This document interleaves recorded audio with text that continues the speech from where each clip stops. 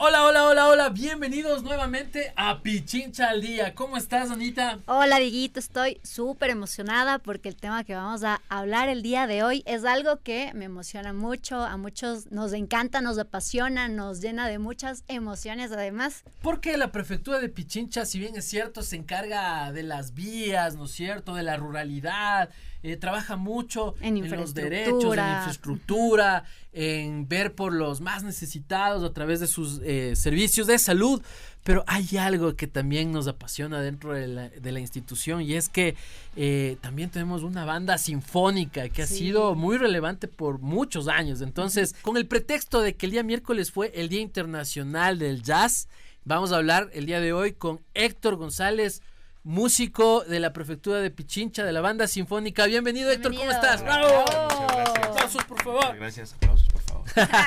más aplausos. Los de fondo, aunque sea. Los de fondo, aunque sea. ¿Cómo están? Buenos días. ¿Qué tal, Héctor? ¿Cómo estás? ¿Cómo Yo te bien. sientes ser parte de la banda sinfónica? Bueno, la verdad es que la banda fue como un sueño.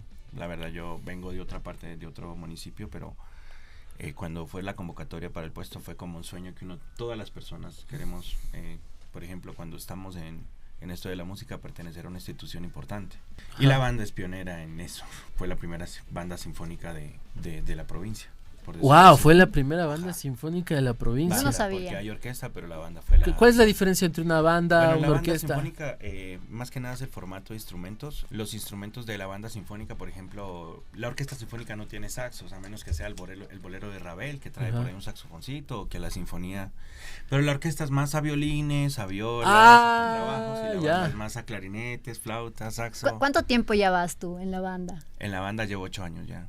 Es un montón. Sí. Pero además nos contabas que desde muy chiquito tú iniciaste en la música. Es un poquito chistoso también lo que a ti te motivó a empezar en la música. Claro, yo empecé desde los 8 años a hacer música, como te conversaba antes. Más que nada, yo creo que fue por vago, de hecho. Yo creo que fue por vago porque en el colegio donde yo me formé en Colombia, yo soy colombiano, en donde yo me formé. No se nota. En donde yo me formé, me dijeron, mira, si entras a la banda, estas materias vas a tener que estar, como que me lo decían, como que vas a perderte las materias, así. ¡Qué ofertón! Y yo en mi mente decía, claro, bueno, vamos a ver qué pasa, y me metí a la banda y hasta el sol de hoy, para que vea. Ya, wow. es bastante sí, tiempo. Es una historia un poco, pero bueno, ese fue el motivo principal. Pero ¿cómo nace de que eligieras este instrumento? Porque de alguna manera también hemos escuchado que uno de los instrumentos que más lideran dentro del género del jazz, hablando ya en el contexto del jazz, es el saxofón. Es el saxo, claro. Bueno, le soy honesto, no fue mi primera opción. Yo era muy pequeño, pues era muy pequeño. Mi primera opción fue el trombón. De hecho, cuando llegas a la banda te dicen, bueno, este es el trombón, este es el clarinete, este es el saxofón. Y tú puedes elegir. Claro. ¿Sí? Cuando tú estás empezando, como que te ponían ese panorama ya.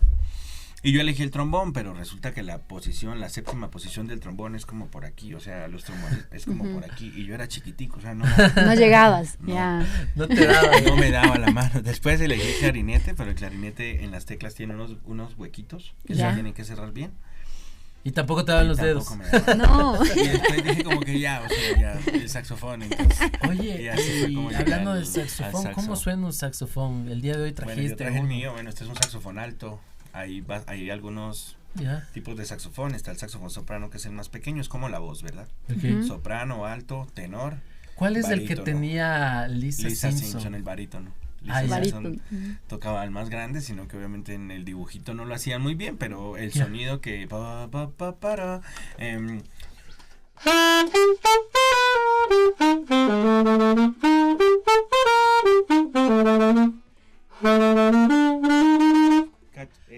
el primer programa con música en vivo. Ojo que estás improvisando, ¿no? Claro.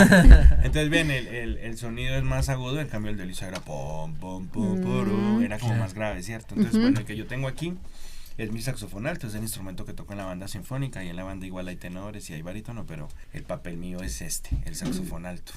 Oye, ¿y qué fue lo que tu familia te decía? Porque, bueno, esto les pasa a muchos músicos. Tengo unas amigas también que son músicas y había mucho de esta duda de los padres de si es que va a poder sobrevivir de la música. Esa es una Eso pasa mucho, gran ¿no? interrogante, ¿no? Pero a mí me pasó.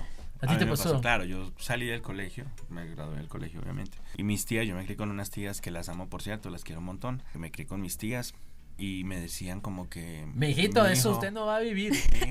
De la música no vas a rendir, entonces te vas a tener que poner así, y me metieron a hacer una mecánica industrial, y yo así como, ya ok, yo terminé, les entregué el cartoncito, mire, ya está ahí, voy a ver qué pasa, trabajé en una empresa como mecánico industrial y todo. Pero en Ecuador fue que me reencontré con el saxo, la verdad. La época en la que yo llegué era muy difícil la cuestión de los empleos para los que migrábamos. Entonces, como que en lo que yo estudié no había.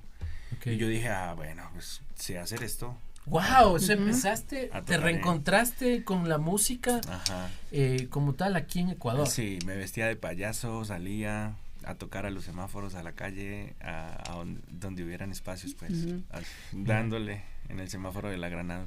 Además que haces algo que de alguna manera te divierte, ¿no? Sí, a mí me divertía. Me divertía, aprendí mucho de esa experiencia también. Por ejemplo, entiendo mucho a la gente que toca los instrumentos en la calle, porque de pronto las personas no lo ven como algo así, pero cuando tú estás tocando digamos, tú estás tocando buscando algo, buscando una recompensa que te va a ayudar en tu casa. Pero es literal ver que de pronto a veces tocas y de pronto que la gente haga conciencia que las personas que están ahí también son artistas que están buscando, no están haciendo nada malo, están buscando ganársela con su instrumento. Y de pronto ver que el vidrio se va subiendo así lentamente. No, y entonces como ok, sigo. Entonces eso, a Dios gracias, como que te quita un poco la vergüenza. Es parte de la formación que yo he tenido aquí, porque todo lo veo como un aprendizaje, y eso me ha ayudado mucho en la parte que yo hago como solista, a no tener miedo a tocar en público grande. Claro, o sea, si te enfrentaste con un público que de alguna manera en ese momento no quería escucharte, probablemente, ¿no es cierto? Ahora me contrata. La experiencia claro, el mismo que te subió el huevo, tengo una boda. Y tú no, déjame ver mi agenda, ¿no? Ahora me contrata. Claro, entonces enfrentarte a un escenario que ahora van por escucharte. Claro, o sea, qué vergüenza, qué timidez de ver. Ahora, sobre la otra pregunta que hiciste, si es fácil vivir de la música, todo va de la mano con la disciplina. ¿Por qué digo yo la disciplina? Porque como todo, ¿no? Como todo, todas las personas. Imagínate que tú eres profesional en un área, me invento comunicación. Y imagínate. No, voy a imaginar. No sé cuál es tu profesión. ¿Cómo será? Discúlpame. No sé. Sí. Porque mira, por ejemplo, si tú me preguntas a mí, mira, yo por lo menos soy músico, pero no tengo ni un título en esto. Yo no tengo ningún título en música. He tomado clases con maestros particulares, pero hago mi trabajo por disciplina, por vocación, de pronto a veces, no sé. Pero tú estudiaste, o sea, ¿cómo llegaste, digamos, a tocar en una sinfónica? Esa es la parte de la disciplina que les quiero comentar. O sea, los títulos son súper lindos, pero mientras tú no lo defiendas, el título se va a quedar ahí colgado en la pared como un título, como lo que es. Pero uno tiene que defender lo que estudió. ¿Qué pasa? Que en la música nosotros como que tenemos el diario vivir, ¿no? De estar tocando en espacios, buscando, y la disciplina tiene muchas cosas. O sea, por lo menos en el caso mío, para uno poder llegar como a vivir de esto y hacerlo de buena manera y tener muchos espacios, tiene que ser responsable. La palabra es súper importante, porque esa es la tarjeta de presentación. Tú no puedes decir, voy a un evento y no llegar. En resumen, renunciar a algo que en ese momento te puede dar distracción. A la distracción. Al entretenimiento, por sentarte muchas horas, preparar tu repertorio, aprender nuevas escalas, etcétera. ¿Y en tu preparación entra mucho lo autodidacta? Sí, yo soy autodidacta, de hecho, también.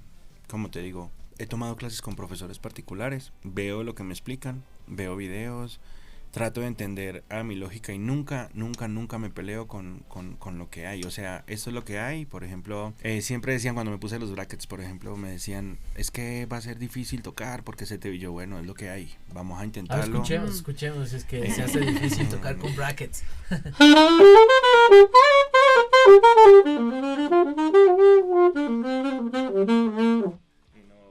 funciona. Pero me toca poner el saxo de una forma que no me moleste. O sea, sí tuviste que adaptarla. Rediseñar mi sistema de embocadura para poder que el saxofón... Y al principio cuando recién te pusieron, era se te hacía muy incómodo. Muy incómodo, todo eso. Pero aquí estamos, mire, y seguimos tratando hay que darle pues, a cualquier cosa. Claro, seguimos tratando como de defender lo natural, o sea, no hay que ponerse a inventar mucho en esto de la música, se puede llegar lejos con disciplina. Y de alguna manera también la música se convierte en un lenguaje también de las personas, ¿no es cierto? Un lenguaje incluso de sentimientos, de emociones. ¿Existe tú, por ejemplo, constantemente estás dentro de un escenario y tocando para muchas personas, pero de alguna manera hay momentos en los que tú tocas solo para ti? Claro que sí, verán, dicho de mi profesor, la música es el lenguaje del alma, bueno, eso me decía mi profesor. Si, por ejemplo, tú te sientes triste, la música te va a dar tristeza.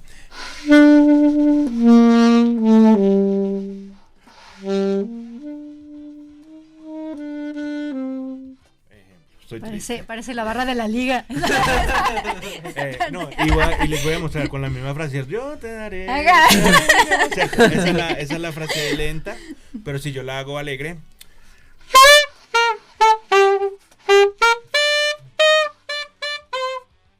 Ya me siento en el estadio ya. Ya te sientes, ¿cierto? Entonces como que la música sí nos da ese, que si uno toca para uno y si nos da ese de como de poder sentir, de transmitir lo que sentimos. Créame que cuando usted está triste el concierto le va a sonar triste. Wow. Si está alegre el concierto le va a sonar tal cual. Es chistoso porque yo alguna vez leí, creo que en esas cadenas de WhatsApp, ¿no? Leí que cuando estás triste, escucha música triste para que puedas equilibrar tus chakras, ¿no? Puedes equilibrar alguna cosa y te sientas mejor. Y nada, yo escuchaba música triste y era más triste, todo el día más triste, ajá. Entonces sí es algo que se siente mucho, lo vives, influye en tus emociones, de cómo estás también. Claro que sí, yo quería preguntarte cómo te sientes ahora al ser parte de la Banda Sinfónica de Pichincha, que es un espacio que tú consideras muy importante, muy relevante además. La banda es un espacio súper chévere. Nosotros digamos que cada determinado tiempo hacemos conciertos, preparamos conciertos de temporada. Recién pasó Semana Santa, hicimos música sacra. Anterior a eso fueron pasillos, hicimos pasillos. El sábado tocamos con Rubén Simeo, que es un trompetista español demasiado reconocido. Hicimos música pop, si se le puede llamar así. Viene de pronto el Día de la Madre, haremos boleros. ¿Sí me entiendes? O sea, entonces es como que si tienes, como que no hay monotonía, si tienes ese, siempre esa... Y de todos estos géneros, ¿cuáles son los que más te llaman? Si supiera, a mí me encanta la chicha. ¿Sí? ¡No! A mí me encanta la cumbia. Con el saxo puedes tocar chicha. Claro, por ejemplo, si ustedes escuchan, por ejemplo, Jaime Enrique Hermano, por ejemplo.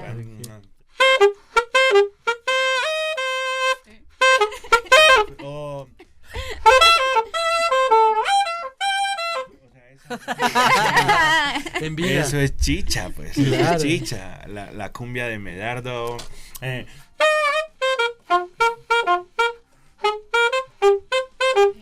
O sea, eso a mí me llena el alma. Eso a mí me llena el alma. Eso a mí, yo cuando estoy tocando en la orquesta y veo que viene el mambito, ya me lo estoy vacilando desde antes. Oye, la gente va a decir, pero está hablando de jazz. Y es que del jazz se desprenden muchas cosas, ¿verdad? Claro, mira, los géneros madres que hay en la música es la música, el clásico y el popular, ¿cierto? El clásico tiene muchas ramas. Ahorita hay muchas variables, pero el clásico tiene como que muchas ramas. Me invento la polka, las sinfonías, las oberturas, las suites, todo eso. Y el popular tiene muchos géneros. El jazz, puede ser la cumbia, todos los géneros de aquí de Latinoamérica que son popular. Pero el jazz es un género popular porque es como pueblo, ¿no? Es como que todo el mundo la puede escuchar. El clásico de pronto no mucha gente gusta de ella, pero indirectamente lo que es el género popular, en especial el jazz, prácticamente mucha gente lo escucha. Los mambos de los merengues, improvisaciones de jazz. O sea, cuando van a hacer un mambo de merengue y alguien está haciendo una composición, a ver, necesitamos hacer el mambo, llamen al saxofonista, y el saxofonista llega y se inventa una frase, improvisa una frase que suene a merengue. Eso viene del jazz, la improvisación, boom. Okay. De ahí, por ejemplo, la parte armónica de la música popular también, los 2-5-1s, armónicamente hablando, todo eso viene del jazz y lo encuentras en la música. Es que el jazz abarca muchas cosas, el blues, parte del jazz, el funk, el hard bop, el bebop, todo esto es jazz.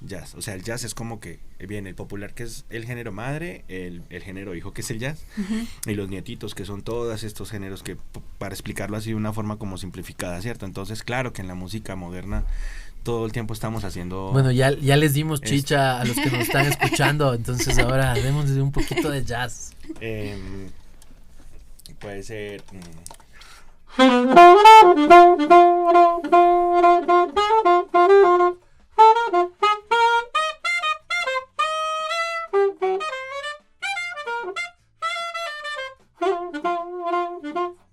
Es súper chévere, pero se ve que lo disfruta además. Yo disfruto la música, es que para mí el género madre es la música en general. Y bueno, la música es este lenguaje universal que nos une a todos, como decía Dieguito. Algo que quisiera que nos cuentes, que un poquito lo mencionaste de inicio, es que en su época el jazz también unió culturas. Claro que sí. Verá, lo que pasa es que la música, como usted dice, el lenguaje universal. ¿Por qué te digo esto? Porque tú no necesitas hablar para llegar a cualquier país. Sentir. No, pero en cualquier país tú solo llegas y tocas, la gente entiende. Si tú tocas un la en el saxofón aquí en Ecuador, si tú vas y tocas un la en Alemania, la gente va a entender que eso es un la. O sea, ¿me entiendes? Claro. No necesitas hablar, ese es el lenguaje universal. Total. Pero el jazz, ¿de dónde viene? Entonces van llegando la migración de los esclavos por allá en New Orleans por los 1800 algo, ¿cierto? Van llegando la migración de los esclavos que venían de África, de todos estos países, pero ellos no tenían, tengamos en el sonido del jazz viene de algo, el swing viene de algo.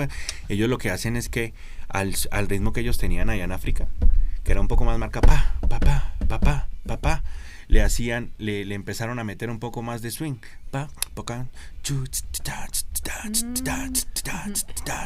¿cierto? Entonces empieza a generarse como que este género, fusión. Una fusioncita. Pero ¿de dónde nace esto? En Estados Unidos se tocaba mucho la marcha, los conciertos de los saxofonistas eran clásicos, pero llegan los africanos, ¿no? Ya. Ellos no tenían profesores. Y ellos meten ahí ya su flow. No tenían profesores, no tenían nada simplemente tenían como los ritmos que venían tradicionales de allá. Y ven el saxofón también, un saxofón. ¿Cierto? Como no tenían profesores, ellos, los migrantes, ellos no sabían cómo emboquillar el saxo. Entonces empiezan a buscarle los sonidos y a tocar de cualquier manera. ¿Ven? La misma frase.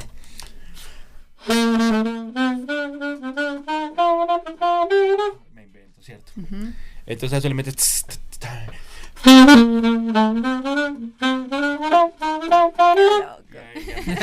claro, técnicas sin nada, empiezan a tocar así y eso empieza como historia del jazz. Claro, entonces eso empieza como que a cambiar 30 segundos. y dicen, bueno, ok. Pero entonces teníamos esto así y así fue que empezó todo y empezó como a generarse y a fusionar la música y empieza a hacerse un montón de cosas. Charlie Parker, por lo menos, que es uno de los emblemas, fue uno de los papás del bebop. O sea, fue como que fue de los que empezó a tocar rápido. Ajá. Y la historia de él es linda y la voy a contar cortita. Dale. Charlie Parker, él se presenta a un lugar en donde se hacía jazz, muy joven. Y los músicos del momento no entendían de pronto lo que él estaba haciendo. O sea, él llegó ahí y hay y él entonces, vamos a presentar al solista Charlie Parker, y sale Charlie Parker. Y empieza a tocar tan rápido que la gente no entendía. Y era como que, ok, hasta el punto que el baterista sacó el platillo y le tiró el platillo a Charlie Parker, así en los pies. Y como, ¿qué onda? Se fue decepcionado, se encerró para años a estudiar.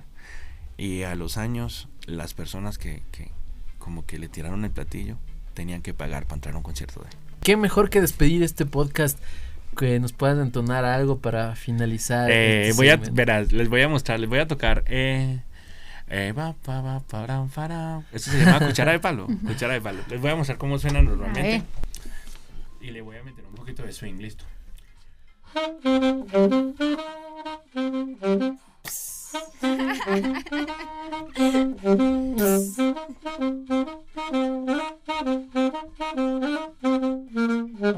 Ahora le meto swing.